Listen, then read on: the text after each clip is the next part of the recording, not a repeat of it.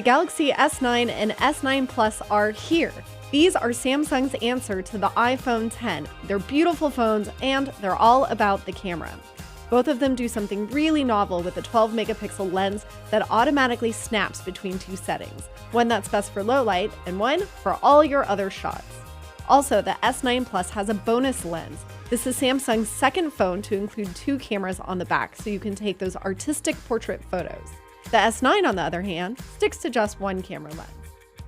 There's even better slow-motion video on here. It captures video at a rate of 960 frames per second, and all that means is that your slow-motion videos will stretch time.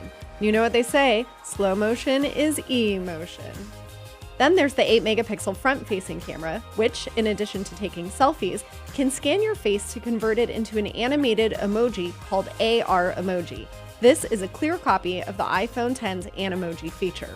Big differences between the Galaxy S9 and S9 Plus, obviously the size, dual cameras on the back, and the battery for this guy is a little bit bigger. Let's talk about design. From the front, the Galaxy S9 phones look almost identical to last year's Galaxy S8s. They're all screen beauties, with very slightly slimmer bezels and enormous screen-to-body ratios. You get a headphone jack, which is a rarity these days, and the return of the button for Samsung's Bixby voice software. You have micro SD card storage and a second speaker, so your music and your audio is going to sound a lot louder and richer. I'm also loving these bold new colors, lilac purple and coral blue. They're beautiful in person, and they give the phones an immediate edge over your basic boring black. But the best change is on the back. Remember how you had to awkwardly stretch your finger across the camera to unlock the Galaxy S8 and Note 8? Samsung has sensibly moved the fingerprint reader to the center of the back panel beneath the camera, and I couldn't be happier. Well, maybe I could be a little bit happier if the reader were actually built into the display, like on this Vivo phone. That was one rumor that just didn't pan out for the S9.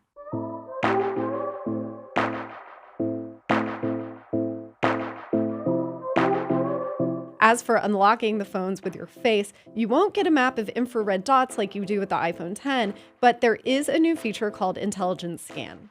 It tries to unlock your phone through an iris scan first, but it automatically falls back on Face Unlock if the iris scan fails.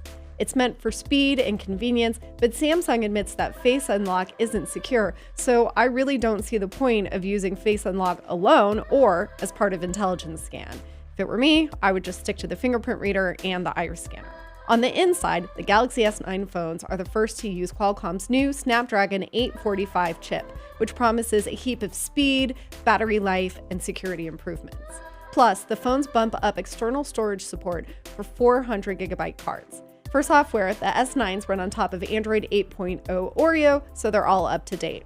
There's plenty that the S9 and S9 Plus borrow from last year's S8s. Screen size.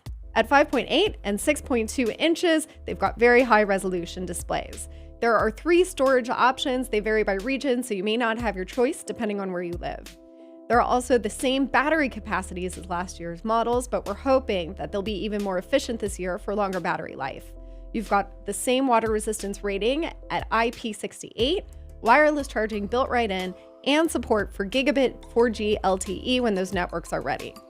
And now for the million-dollar question. Now that we know everything that's in the Galaxy S9 and S9 Plus, how do they actually compare to the iPhone X, Google Pixel 2 phones, and others? Well, we don't know yet, but we can't wait to test them out.